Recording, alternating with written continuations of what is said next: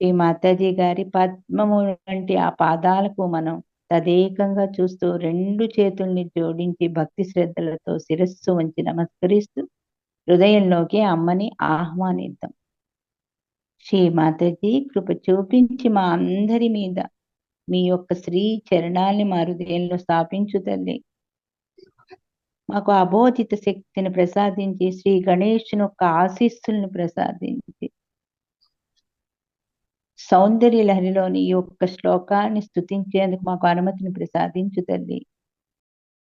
నీ బిడ్డలందరికీ కూడా ఈ సౌందర్య లహరి శ్లోకాల ద్వారా సహస్రారంలో ఆ ఒక్క మీలో విలీనమయ్యే ఆ ఒక్క నిర్విచారిత శిస్సుని ప్రసాదించమ్మా. మాకు అర్హతను కల్పించు తల్లి, శక్తిని ప్రసాదించు తల్లి. ఈ వాక్కులు పలికేందుకు మాకు శ్రీ మహాకాళి స్వరూపంలో మమ్మల్ని అనుగ్రహించు తల్లి. మీ కృప వల్ల మేము శుద్ధ ఆత్మలం అమ్మ. ఇదే స్థితిలో మనం కుండలిని జాగృతి చేసుకుని బంధం తీసుకుందాం. ఈరోజు 40వ శ్లోకం మనం స్తుతించడానికి ప్రయత్నిద్దాం, అర్థం చేసుకునేందుకు ప్రయత్నిద్దాం. తటి త్వంతం శక్త్యా తిమిర పరిపంధి స్ఫురణయా స్ఫురన్నానారత్నాభరణ పరిణద్దేంద్ర ధనుషం తవ శ్యామం మేఘం కమపి మణిపూరైక శరణం నిషేవే వర్షంతం హర మిహిర తప్తం త్రిభువనం.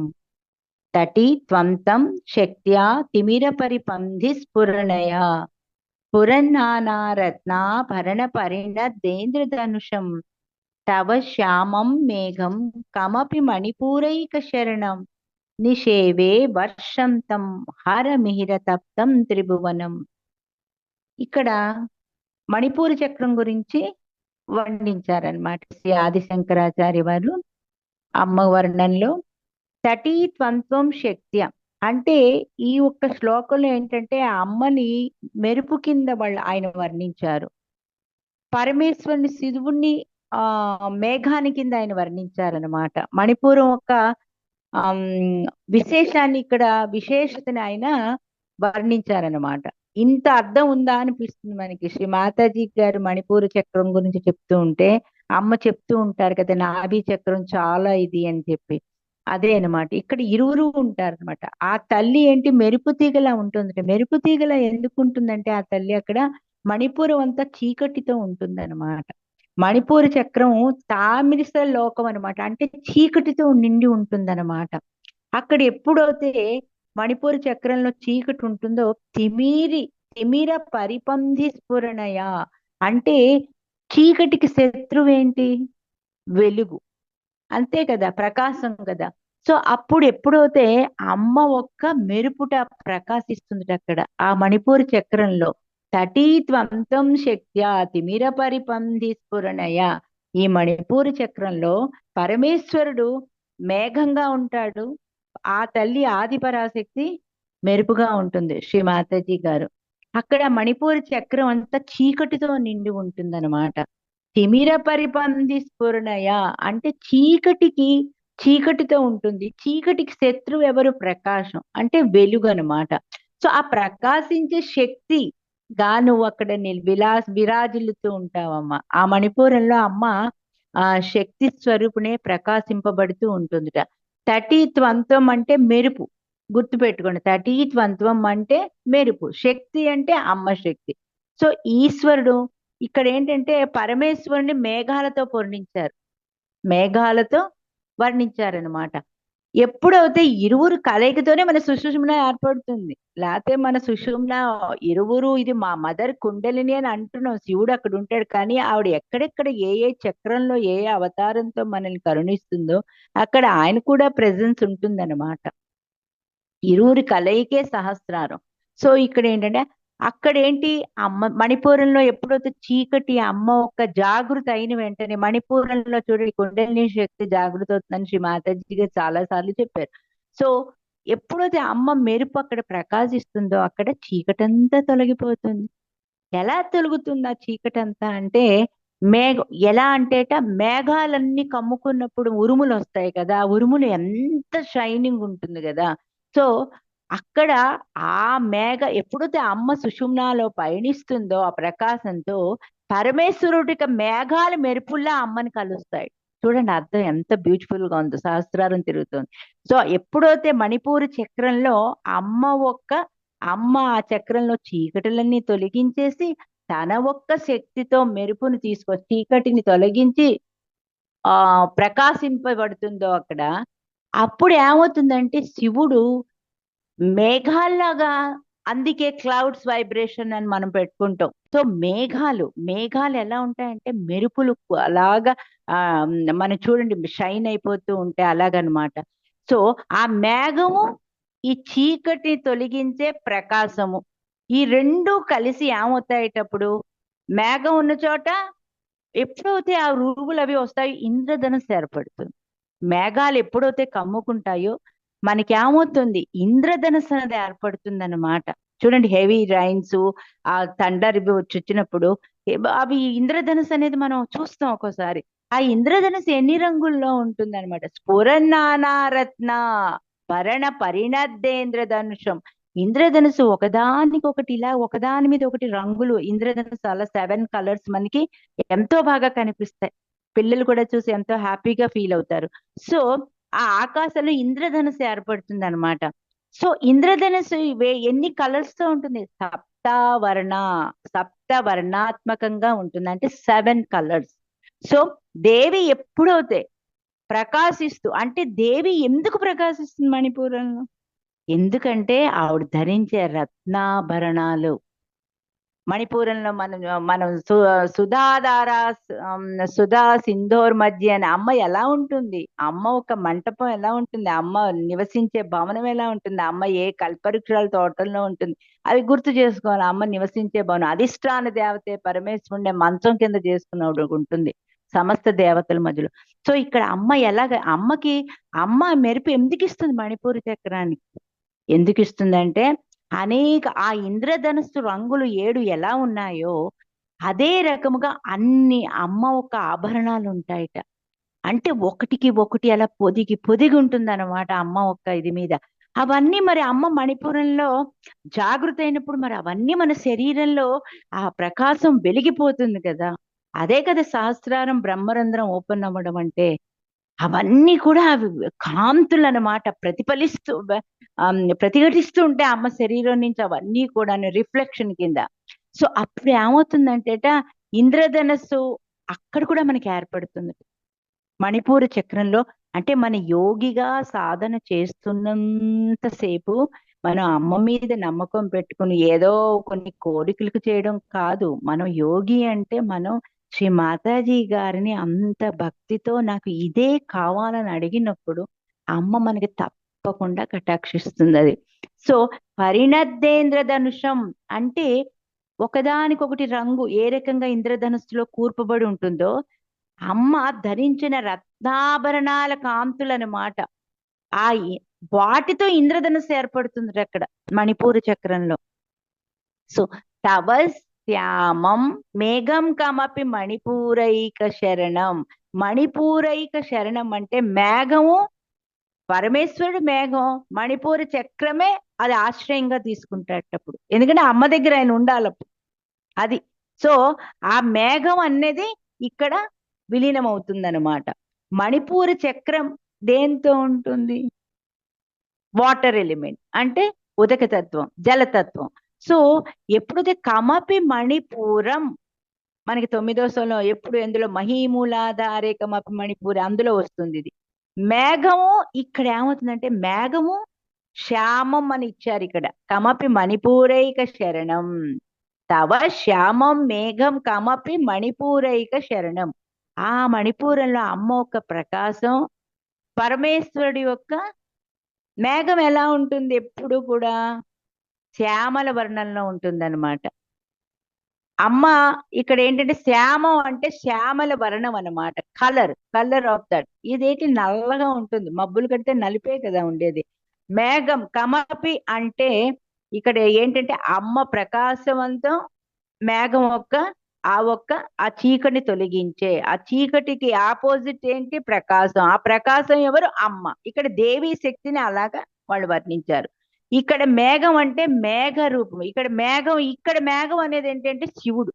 అందుకే కదా ఆకాశతత్వానికి మదర్ దగ్గర మెడిటేషన్ చేసి రెండు చేతులతో మనం క్లౌడ్స్ వైబ్రేషన్ చేస్తే ఈ తల్లి అనుగ్రహంతో అక్కడ వర్షం పడుతుంది. అలా జరుగుతుంది చాలా మందికి. So this is the one wonderful thing which Ram is doing, clouds vibration. చాలా బ్యూటిఫుల్ చేంజెస్ కనిపిస్తున్నాయి. సో ఇక్కడ మేఘం అనేది, ఆ మేఘం ఈ శివుడు. సో శక్తి మెరుపు అన్నది అమ్మ శ్రీమాతాజీ. నిషేవే వర్షంతం హరమిహిర తప్తం త్రిభువనం అంటే నిషేవే వర్షంతం హరమిహిర అంటే ఏంటి? ఈ త్రిలోకాల్ని జయిస్తున్నది ఎవడు? త్రిలోకములు జయిస్తున్నది సదాశివుడు, శివుడు. అంటే ఇక్కడ ఆ ఈశ్వరుడుట సూర్యుడితే తప్పిస్తాడు, సూర్యుడు తప్పిస్తాడట, ఆయన తపస్సు చేస్తాడట అనమాట. అంటే ఆ స్వరూపంలో ఉంటాడనమాట. మరి ఇక్కడ అర్థం చూడండి డీప్. ప్రకాశం అంటే ఏమిటి? సూర్యుడే కదా. సూర్యుడు ప్రకాశింపజేసేది, చీకటికి ఆపోజిట్ ఎవరు? అమ్మ. అమ్మ శక్తి స్వరూపిణి. అమ్మ ఏమి ధరిస్తుంది? రత్నాభరణాలు 7 రకమైన రంగులతో. ఆ రంగులు ఎలా ఉంటాయంటే ఒకటికొకటి పూడ్చి ఇంద్రధనుస్సులా కనిపిస్తుంది అక్కడ. ఆ ఇంద్రధనుస్సు చూడండి ఎంత మెరుపు, మనం ఫీల్ ఇట్. సో అదే రకంగా మన మణిపూర చక్రాన్ని అంతా ఆవిడ తన ధరించినటువంటి ఆ రత్నాభరణ భూషణాలు అన్ని వెలుగుతో ప్రకాశిస్తుందిట. ఆ ప్రకాశం ఏమిటి ఇక్కడంటే సూర్యుడు అనమాట. అంటే సూర్యుడు శివుడు తపస్సు చేసి ఆ స్వరూపంలో ఆ వెలుగును అక్కడ ప్రసాదిస్తున్నాడు అనమాట. ఎందుకు ప్రకాశిస్తున్నాడు?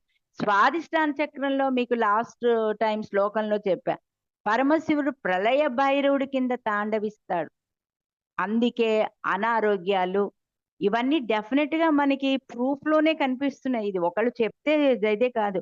మనకి అనారోగ్యాలు, మంచాలు పడ్డాలు, ఇంకా దానికి మెడిసిన్స్ లేకపోవడం, యాంటీబయోటిక్స్, ఇంకా మెంటల్ ప్రెషర్స్ ఎలా ఉంటుందంటే ఇంట్లో పిల్లలు, అది ఇవన్నీ ఏంటంటే రైట్ స్వాదిష్టానం నుంచి వస్తాయి.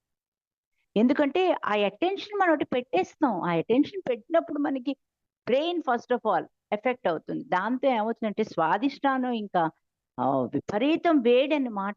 రైట్ సైడ్ ప్రాబ్లమ్స్ అన్ని అందుకే వేడి. ఎప్పుడు అది మన స్వాదిష్టానం చక్రం చాలా కూల్ గా ఉంచుకోవాలి. శ్రీ మాతాజీ గారు చెప్పారు అది. ఎంత శాంతంగా ఉంటే రియల్లీ అది lot of difference I have seen. చాలా మందికి అది చాలా బ్యాలెన్స్ లో ఉంటారు. అవతల వాడు ఏం యాంగ్జైటీతో ఏం కొట్టుకున్నా మనం ఇలా బ్యాలెన్స్ లో చేసుకుంటూ ఉంటాం పని కానీ ఏది కానీ. అప్పుడు మనకే తెలుస్తుంది, oh we are in complete balance. And ఎప్పుడైతే మనం బ్యాలెన్స్ లో శాంతియుతంగా ఉంటామో మన బ్రెయిన్ కూడా కూల్ గా ఉంటుంది. ఏ వస్తున్నా మీద అది ఒక ఆత్మతత్వంతో చూడడానికి ప్రయత్నిస్తాం అనమాట. సో హరమిహిర తప్తం అంటే ఈశ్వరుడు అనే సూర్యుడు ఇక్కడ ఏంటంటే తప్పిస్తున్నాడు. స్వాదిష్టాన అగ్నిచే లోకాలు అంటే నిషేవే వర్షంతం హరమిహిర తప్తం త్రిభువనం, 3 లోకాలు కూడా దగ్ధమవుతున్నప్పుడు అంటే ప్రళయకారం చెందినప్పుడు.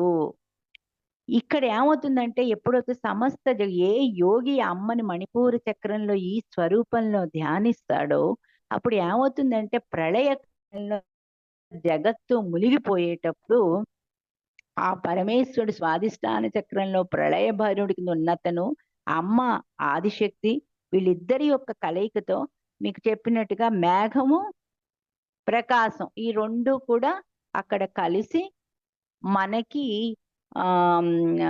ఆ స్వాదిష్టాన చక్రంలో రగులుతున్నటువంటి సమస్త దోషాలు, సమస్త మన యొక్క ఇంప్యూరిటీస్ ఏమేమి ఉన్నాయో అవి నాభి చక్రంలో అవి తొలగిపోతాయి, ఆటోమేటిక్ గా తొలగిపోతాయి అన్నమాట. స్వాదిష్టానంలో ఉండే అగ్ని రూపం మేఘము, తర్వాత అమ్మ ఏంటి? శాంతి. సో అమ్మ ఒక ప్రకాశం, ఆ ప్రకాశము కలిసి ఈ యొక్క స్వాదిష్టాన, అందుకే మన స్వాదిష్టాన చక్రాన్ని శాంతింపజేయడంలో పైన అనుకోవడం కాదు, ఇన్నర్ మీనింగ్ ఇదన్నమాట. ఇంత ఒక్క ఆ ప్రక్రియ జరుగుతుంది ఇక్కడ. ఈ ప్రక్రియ జరిగినప్పుడు ఆటోమేటిక్ గా అన్ని కూడా సహజ యోగాకి రిలేటెడ్ సౌందర్యలోక శ్లోకాలన్నీ కూడా ఈచ్ శ్లోక కంప్లీట్ శ్రీ మాతాజీ గారికి చేరింది. ఎందుకంటే ఇది వేరే ఏమీ కాదు ఎక్కడి నుంచి. అందుకనే అమ్మ ప్రతి దాంట్లో నాకు ఎన్ని చేసిన సౌందర్యలహరి ఆదిశంకరాచార్య వారు, ఎందుకంటే నేను వర్ణించుకున్నా. ఇది అమ్మ ఆయన హృదయంలో ఉండి ఆవిడే వర్ణించుకుంది. ఆవిడ ఎందుకు ఆయన్ని భూమి మీదకి పంపింది. ఆయన పంపి ఆవిడ వర్ణన ఆవిడ చేసుకుంటూ నేను ఇలా ఉంటాను సమస్త జగత్తుకి అందజేయమనే ఆవిడ వర్ణన ఇది. అందుకే ఆవిడకి చాలా ఇష్టం. సో ప్రతి శ్లోకం కూడా శ్రీ మాతాజీ గారు చెప్పిన ప్రతి ఒక్క స్పీచ్ కి మనం కలుపుకుంటూ మనం ఒక అమ్మ చెప్పినవన్నీ మనం పాటిస్తూ మన శరీరం లోపల ప్రతి చక్రాన్ని మన స్వాధిష్టాన చక్రానికి, సో మణిపూరు చక్రంలో మనం ధ్యానించినప్పుడు ఆ అమ్మని స్వరూపంతో చేయాలి. ఈ పాటికి మీకే వెళ్ళిపోయి ఉంటుంది. ఎందుకంటే మేఘం అంటే శివుడు, ప్రకాశం అమ్మ, అమ్మ ఏంటి శక్తి. సో శక్తి మణిపూర చక్రంలో ఏ రకంగా ఉంటుంది? ప్రకాశిస్తూ ఉంటుంది. ఆ ప్రకాశం ఎక్కడి నుంచి వస్తుంది? మేఘాల ఉరుములన్నీ ఉరుములు వచ్చినప్పుడు ఇంద్రధనస్సు ఏర్పడుతుంది. ఎలా ఉంటుంది? ఒకటిదానికి ఒకటి పొదిగి ఉంటుంది. 7 కలర్స్. సో అవి ఎప్పుడైతే అమ్మాయి అవి మనలో ఎందుకు కనిపిస్తాయి? మణిపూర చక్రంలో రత్నాభరణ భూషితాలు అంటే అమ్మ ధరించినటువంటి నానా రత్నాభరణ భూషితాలు అనమాట. స్ఫురన్నానా రత్న భరణ పరిణద్దేంద్ర ధనుషం, ధనుస్సుల ఇంద్రధనుస్సు అనమాట. సో ఆ మణిపూరి చక్రంలో అవి అమ్మ ప్రకాశిస్తూ ఉండగా ఆ మేఘాల వంటి ఆ పరమేశ్వరుడు, సూర్యుడు కూడా ఆ స్వరూపంలో పరమేశ్వరుని తపస్సు చేస్తూ ఉంటాడు. సో ఆ ప్రకాశం రెండు కలిసి మనకి స్వాధిష్టానంలో, అందుకే నాభి నుంచి మెడిటేషన్ ఒకసారి మన స్వాధిష్టానానికి కిందకు వస్తాం. ఎందుకంటే మణిలో అగ్నిగోళాలు ఉంటాయన్నమాట. అగ్నిగోళాల్ని అమ్మ శివుడు కలిసి శాంతింపజేస్తూ ఉంటారు మనకి. ఎవరి యోగి ధ్యానిస్తూ ఉంటాడు నిరంతరము శ్రీ మాతాజీ డెఫినెట్లీ ఆమె గాని ఈ ఒక్క ప్రక్రియలో అమ్మ యొక్క ఈ ప్రక్రియలో మన శరీరంలో మనం ఎప్పుడు శాంతంగా ఉంటాం. సో మణిపూరి చక్రానికి ఇదనమాట. సో నెక్స్ట్ శ్లోకానికి వెళదాం. తవాధారే మూలే సహ సమయయా లాస్యపరయా నవాత్మానా మన్యే నవరస మహాతాండవనటం ఉభాభ్యాం ఏతాభ్యాం ఉదయ విధి ముద్దిశ్య దయయా సనాతాభ్యాం జంగే జనక జననీ మజ్జగదీం. ఇంకోసారి చెప్తా. తవా ధారే మూలే సహ సమయయా లాస్యపరయా నవాత్మానా మన్యే నవరస మహాతాండవనటం ఉభాభ్యామేతాభ్యాం ఉదయ విధి ముద్దిశ్య దయయా సనాథాభ్యాం జంగే జనక జననీ మజ్జగదీం. తవాధారే మూలే సహ సమయయా లాస్య పరయ. అమ్మ మనకి ఆధారం ఏమిటి? మూలాధారం. తవ అంటే ఇక్కడ ఆధారం అన్నమాట. తవాధారే అంటే ఆధారం అన్నమాట. ఏమిటది? స్పైనల్ కార్డ్ కింద సాక్రమ్ బోన్ అన్నమాట. సో మూలే, మూలే అంటే మూలాధార చక్రం. అంటే అమ్మ మాకు ఆధారమైనటువంటి మూలాధార చక్రంలో అమ్మ నువ్వు కొలువై ఉన్నావమ్మా. అక్కడ ఏంటిటే ఆ అమ్మ గౌరీదేవి ఎప్పుడైతే వినాయకుడు, ఇక్కడ అర్థం ఎలా వస్తుందంటే నాట్యం అమ్మ చేస్తూ ఉంటుంది. నాట్యం అంటే ఏంటి? ఇక్కడ గణేశుడు ఎప్పుడైతే ఆవిడ సృష్టిస్తుందో ఆవిడ చాలా ఉప్పొంగిపోతుంది కదా. సో ఉప్పొంగిపోయాక గణేశుడు ఎప్పుడు జాగృత అవుతాడో ఆ తల్లి అంటే ఆయన కూడా అంత ఇదనమాట. సో ఇక్కడ నాట్యాన్ని కంపేర్ చేశారు. తవాధారే మూలే సహ సమయయా లాస్య పరయా. అప్పుడు అందుకే చూడండి, మనం మదర్ ఒక స్పీచ్ లో మూలాధారానికి వచ్చినప్పుడు dissolve all my love in to the innocence అని అడుగుతుంది. Dissolve all your love in to the innocence ocean of love. అక్కడ శివశక్తులు కూడా ఉంటారనమాట. సో శివుడు కూడా నాట్యం చేస్తూ ఉంటాడట అక్కడ. అక్కడ ఆనంద భైరవి రాగంలో వాళ్ళు నాట్యం చేస్తూ ఉంటారట. లాస్యం అంటే ఏంటి? లాస్యం అంటే మనం లేడీస్ చేసే భరతనాట్యం, ఎనీథింగ్ డాన్స్ అన్నమాట. స్త్రీలు చేసే నృత్యం అన్నమాట. అదే పురుషులు చేసేది ఏంటి? డిఫరెంట్ గా ఉంటుంది. ప్రళయ తాండవం వాళ్ళది. శివుడు చేసేది తాండవం, అమ్మ చేసేది స్త్రీ నృత్యం అన్నమాట. సో అక్కడ తాండవం కింద ఉంటుంది. అందుకే మూలాధార చక్రం చాలా స్ట్రాంగ్ ఉంటుంది. It's like a brick. దాన్ని దాన్ని what you say, to break that brick only Ganesha can do it. అందుకే పైల్స్ ప్రాబ్లమ్స్ వస్తాయి, other problems we get there. అందుకే when the baby is born also it is very difficult అన్నమాట to come out of. ఎంతో, ఎందుకంటే it is just like a brick అన్నమాట. So అందులో నుంచి ఆ బిడ్డ వస్తుంటే అక్కడ ఎవరుంటారు? ఆ బిడ్డ బయటకు వస్తుందంటే ఎవరుంటారు? శివశక్తులు. శివశక్తుల బిడ్డ ఎవరు? గణేశుడు పర్మిషన్ ఇవ్వాలి మనకి. ఎందుకంటే దాన్ని బ్రిక్ని ఇది చేసే ఇది గణేశుడికే ఉంది. శివశక్తులకు కూడా లేదు. ఎందుకంటే ఆ కుండలిని శక్తి మూలాధారం కిందకి కింద కింద ఉంటాడు ఆయన. మూలాధార చక్రంలో గణేశుడు ఉన్నాడంటే దాని పైన ఉంటుంది గౌరీదేవి.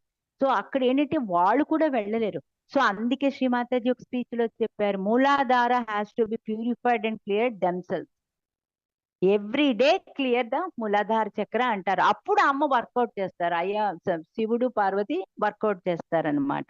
సో ఇక్కడ ఏంటంటే ఆ తాండవం అవి అనమాట. అందుకనే ఎప్పుడైతే గణేశుడికి అర్హత ఉంది, ఆయన మనకి కల్పిస్తున్నాడు కనుక మనం ఎవరు? ఆయన బ్రదర్ సిస్టర్స్ అన్నమాట. ఇంత అర్థం ఉందన్నమాట ఈ శ్లోకంలో.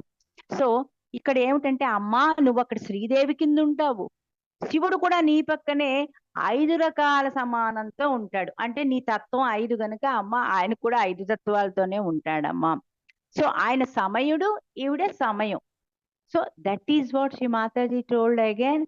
టైం టైం టైం అని చెప్పారు. టైం వస్తే గాని ఎవరు ఆత్మ సాక్షాత్కారం తీసుకోలేరు. మన ప్రీవియస్ కర్మలు ఫ్యామిలీస్ లో గాని ఇంత అర్థం ఉంది ఇందులో. ఇది మనం తెలుసుకున్నాక అప్పుడు మనం చాలా వరకు మనలో మార్పు వస్తుంది.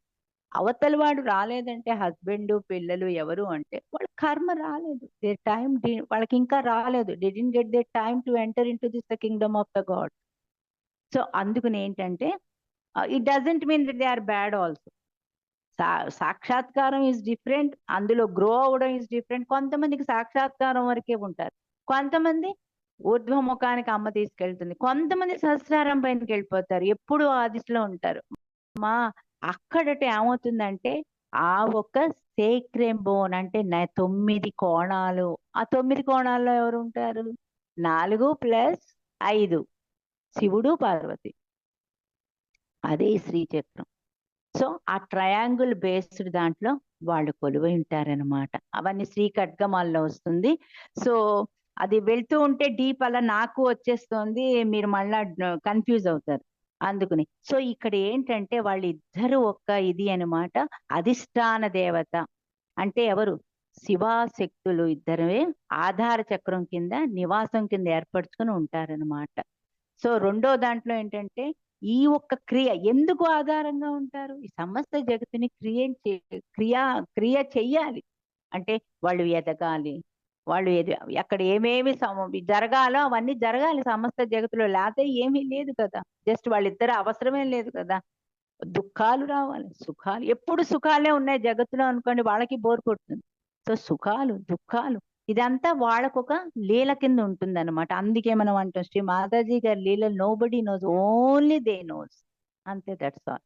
సో ఇక్కడ ఏంటంటే మనకి నవాత్మానామన్నే నవరస మహాతాండవనటం. ఇక్కడ ఈశ్వరుడు నవాత్ముడి కింద తాండవిస్తూ ఉంటాడనమాట. సో నవాత్ముడు అంటే ఆ 9 శక్తులు, 5 అమ్మవి, ఆయనవి 4 అనమాట. అదే శ్రీచక్రం మన స్పైనల్ కార్డ్ కింద ఉండేది, ట్రయాంగిల్ బేస్డ్.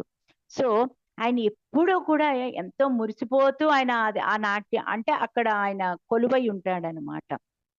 ఎప్పుడైతే ఆ తల్లి గణేశుడు వల్ల ఆ తల్లి యొక్క ప్రక్రియ జరగడం మొదలవుతుందో అప్పుడు ఏమవుతుందంటే నవరస మహాతాండవ నటుడు అంటే నవరసాలతో కూడినటువంటి నాట్యాన్ని చేస్తాడు ఆయన అక్కడ. సో అంటే 9 రసాలు అనమాట. ఇక్కడ ప్రత్యేకంగా ఆ నృత్యంలో చెప్పుకుంటాం 9 రసాలు అంటే అదే నవదుర్గా మనకి 9 రోజులు అంటే నవ అనేది ఇద్దరి యొక్క కలయికతో ఉంటుంది, 5+4. సో అవేమిటి? ఆ 9 రసాలు ఏమేమిటి ఇక్కడ? శృంగారం, కరుణ, అద్భుతం, హాస్యం, భయానకం, బీభత్సం, రౌద్రం, శాంతం అండ్ వీరం. ఓకే, సో ఇవన్నమాట. ఉభాభ్యాం ఏతాభ్యాం ఉదయ విధి ముద్దిశ్య దయయా అంటే ఇక్కడ ఉదయ విధిని ఉద్దేశం అంటే దయతో వారిద్దరు శివశక్తులు ఇద్దరు కూడా సనాతాభ్యాం కలిసి ఉన్నారు. సనాతాభ్యాం అంటే కలిసి ఉన్నారట. ఉదయ విధి అంటే జగత్ ప్రళయాలన్నీ అయినప్పుడు ఏం చేస్తారు వాళ్ళు? మళా జగత్ ప్రళయం అంతా అయిపోయినప్పుడు ఏంటి? మళా సృష్టి చేస్తారు. ఈ లోకాలన్నీ కూడా మళ్ళీ తిరిగి పుడతాయట. అప్పుడు ఏం చేస్తారట వాళ్ళు మళ్ళా కలిసి దయతో వారిద్దరూ కూడా కలుస్తారు. ఈ ప్రళయకాలం అయిపోయాక మళ్ళా సృష్టి మొదలవుతుంది. ఆ సృష్టికి మళ్ళా ఇద్దరు ఆ దయతో మళ్ళా ఎందుకంటే ఈ జగత్తు నడవాలి. సో అప్పుడు తెలియదు మనకి ఇంత దుష్పరిణామాలు అవి జరుగుతాయి. ఇప్పుడు కలియుగంలో చాలా అన్ని బ్యాడ్ వే ఎక్కువ జరుగుతున్నాయి, నెగిటివ్ అటాక్స్. మేబీ నెక్స్ట్ మళ్ళా వాళ్ళకి తలుచుకున్నప్పుడు వాళ్ళు ఏం చేస్తారంటే పునఃసృష్టి చేసినప్పుడు అంటే ఏంటి, మన పిల్లలు మానవులు అంటే వాళ్ళందరినీ మంచి యోగుల కింద ఆవిడ రియలైజ్ సోల్స్ కింద పుడుతుంది. ఆ కష్టాలేమో మనమే ఇప్పుడు అనుభవించేస్తాం అనమాట. అందుకే ఏంటంటే వాళ్ళ జీవితానికి ఆవిడ సంరక్షణలోకి తీసుకెళ్తుంది. అందుకు ఆవిడ పునఃసృష్టి చేస్తుంది అనమాట. ఇక్కడితో ఆపేది ఆవిడ. ఇప్పుడు ఈ యుగంలో ఆవిడ పోరాడమని చెప్తోంది, మన కర్మల నుంచి బయటికి రావాలంటుంది. ఇప్పుడు మనం అనిపిస్తున్నాం అంటే మనం అందరం మధ్యలో వచ్చాం ఆత్మ సాక్షాత్కారానికి. కానీ మరి మన పిల్లలు బెటర్ దాన్ అస్. సో అదే వాళ్ళ పిల్లలు, so they will take the real birth అన్నమాట. సో వాళ్ళందరూ అక్కడ వెయిట్ చేస్తున్నారు, వాళ్ళని భూమి మీదకి పంపించాలని తపన ఇప్పుడు. సో అందువల్ల ఏంటంటే ఇంత ఒక్క ప్రక్రియ అమ్మ ఆయన నడుపుతున్నారనమాట. సో అప్పుడు అపారమైన కరుణతో దయతో, అమ్మకి అపారమైన కరుణ దయ ఎప్పుడు అంటే అక్కడ ఆ ఒక్క తన దగ్గర ఉన్నటువంటి ఆ రియలైజ్ సోల్స్ ని భూమి మీదకి వాళ్ళు పంపిస్తారన్నమాట. అంటే చెడు అన్నది తగ్గుతుంది. ఒకప్పుడులా ఉన్నట్టుగా అన్ని కూడా మళ్ళీ ఇప్పుడు జరుగుతున్నాయి మన దుష్పరిణామాలు ఏమేమి ఉన్నాయో వాటికన్నా కూడా మెడికల్లీ అవ్వచ్చు, మీడియా అవ్వచ్చు, bad things happen in the society అవ్వచ్చు, వరల్డ్ అవ్వచ్చు, పొలిటిక్స్ అవ్వచ్చు, ఎనీథింగ్. సో అవి తగ్గుతాయి. అది ఆ ప్రక్రియ కూడా జరుగుతుంది, అమ్మ అయ్యవారు జరిపిస్తారనమాట. జంగే జనక జనని మజ్జగది. అమ్మా ఈ లోకానికంతా నువ్వు జననివి కదమ్మా, నువ్వే. ఆయనేమో తండ్రి, నువ్వేమో తల్లి కదా. జంగే అంటే అమ్మ మీ ఇద్దరూ కూడా జననీ జనకులమ్మా. పునఃసృష్టికారానికి మీరు ఈ ప్రళయం అంతా అయిపోయాకమ్మా మీరు మళ్ళా పార్వతీ పరమేశ్వరుల, ఎందుకంటే వాళ్ళు కలిస్తేనే మళ్ళా ఆవిడ బయటకు వచ్చి సృష్టిస్తుంది అనమాట. అంటే ఆవిడ ఆయనలోకి కలిసినప్పుడు ఆయన మనస్సును ఆవిడ అర్థం చేసుకుంటుంది, ఆయన చెప్పక్కర్లా. ఆయన అనుకుంటాట ఏమని, నాకు మళ్ళా ప్రళయం అయిపోయింది కదా, నేను మళ్ళా ఈ సృష్టిని ఇలా చూడాలని. ఆవిడది మనస్సులో ఆయన మనస్సును పక్కనే ఉంటుంది కదా, అర్థం చేసుకున్న ఆ శక్తి మళ్ళా సపరేట్ అయ్యి ప్రళయగా మళ్ళా సృష్టిని జగత్తుని ఆవిడ మళ్ళా సృష్టించడానికి ఈ లోకాన్ని ప్రయత్నిస్తుంది అనమాట, యథాప్రకారంగా యాజ్ యూజువల్. అందుచేత ఏంటంటే ఈ తల్లిదండ్రులు ఎప్పుడు కూడా ఈ లోకానికి తల్లిదండ్రులు అయ్యారన్నమాట. సో ఇక్కడ ఏంటంటే సృష్టి తర్వాత మళ్ళా లోకం అంతా కూడా ఆ సంతోషంతో మళ్ళా ఉండాలి, జగత్తంతా సంతోషంతో ఉండాలి. అందుకు మళ్ళా శివులు ఏంటంటే నృత్యాలు చేయడం మొదలెడతారట. తల్లిదండ్రులు ఏం చేస్తారు, పుత్రుని చూసి ఏ విధంగా సంతోష గంతులు వేస్తారోట అలాగేట జగత్పితాలైన మాతాపితులు వాళ్ళు పార్వతీ పరమేశ్వరులు కూడా ఆ సంతోషంతో. ఇప్పుడు మనం చూడండి సింపుల్ థింగ్, మా అబ్బాయికి ర్యాంక్ వచ్చింది, మా వారికి ప్రమోషన్, ఇవా అనుకుంటున్నాం కదా. మరి అదే తన బిడ్డలు తన్ని ఈ స్వరూపంలో దాన్ని అప్పుడు ఏమిటంటే వాళ్ళిద్దరూట నాట్యం ఎలా నవరసాల నాట్యం ఉంటది, 9 రసాలు. అంటే వాళ్ళు గణేష మనకి ఆ ఒక్క మూలాధారాన్ని తెరుస్తాడు, వాళ్ళ దగ్గరికి మనల్ని పంపుతాడు. మరి ఇంకా మనం ఒక్కసారి గౌరీ కుండలి మాత మనలో ఆత్మ సాక్షాత్కారం వల్ల మనం పొందినటువంటి అమ్మ అప్పుడు ఏం చేస్తారు, అక్కడ గణేష ఎప్పుడైతే ఓపెన్ చేస్తారో వీళ్ళిరువురు కూడా ఎంతో పొంగిపోతూ మన కుండలిని శక్తిని జాగృతి చేసి అక్కడి నుంచి ఏంటి మన భక్తి శ్రద్ధ. నాకు అది కావాలని అనుకుంటే వాళ్ళు అలా ప్రతి చక్రాన్ని దాటించుకుంటూ వాళ్ళ ఒక ఆశీర్వచనం వాళ్ళ స్వరూపాన్ని మనకి చూపిస్తూ డెఫినెట్లీ అలా తీసుకెళ్తారు. లేకపోతే కింద పడిపోతూ ఉంటాం, మళ్ళా పైకి లేస్తూ ఉంటాం. అలా కాకుండా ఈ యొక్క తవాధారే మూలే ఈ శ్లోకం ఏమిటంటే ఎప్పుడూ మన సహస్రారంలో ఉండేటట్టుగా మనం సాధన చేసుకుంటూ ఉంటాం. సో తవాధారే మూలే సహ సమయయా లాస్యపరయ. లాస్యం అంటే ఏంటి? రుచ్యం, స్త్రీలు చేసే రుచ్యం. నవాత్మాన మన్నే నవరస మహాతాండవనటం. 9 రసాలు నవరస మహాతాండవనటం అంటే. ఉభాభ్యాం ఏతాభ్య. ఉభాభ్య అంటే ఇద్దరు కలయిక.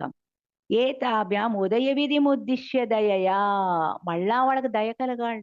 ఈ జగత్తంతా ప్రళయకాలంలో భస్మం అయినప్పుడు మళ్ళా వాళ్ళకి దయ కలిగి, అప్పుడు దయాద్రా ఉద్దిశ్య దయయా. వాళ్ళకి ఆ ఉద్దేశం రావాలట, మళ్ళా నేను ఈ సృష్టి పొడిగించాలి అని. సో అప్పుడు ఏమవుతుంది? సనాతాభ్యాం జంగే జనక జనని. అమ్మాయి సర్వ లోకాలకి జనని, జనకులమ్మ. మళ్ళా మీరు ఈ సృష్టిని ముందు వరిసిస్తారమ్మా. అప్పుడు నీ బిడ్డలు, నీ దగ్గర ఉన్న వాళ్ళని ఎవరైతే ఇక్కడ అవసరమో వాళ్ళని నీవు ఇక్కడికి పంపించి మళ్ళా నీ బిడ్డలుగా స్వీకరిస్తావమ్మా. అర్థం అది. తవాధారే ముని సహ సమయయా లాస్యపరయా నవాత్మానం మన్యే నవరస మహాతాండవనటం.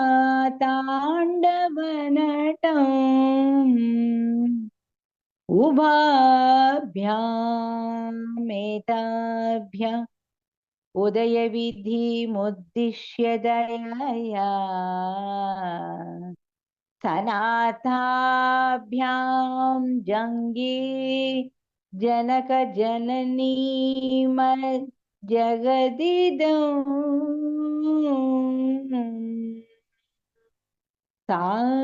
సాక్షాశ్రీ ఆదిశక్తి మాతాజీ శ్రీనిర్మలా దేవి నమో నమః. శ్రీనిర్మలా దేవి నమో నమః. శ్రీనిర్మలా దేవి నమో నమః.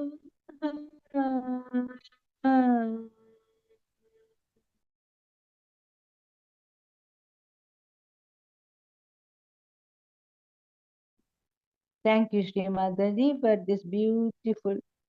మా అందరి చేత ఈ సౌందర్య లహరి యొక్క ధ్యానాన్ని చేయించి మీ యొక్క శరీరంలో మమ్మల్ని కణాల కింద విలీనం చేసుకుంటూ మమ్మల్ని ఆశీర్వదించినందుకు తల్లి.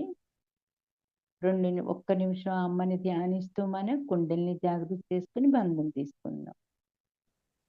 మీకు కోటి కోటి ధన్యవాదాలు అమ్మా శ్రీమాతాజీ.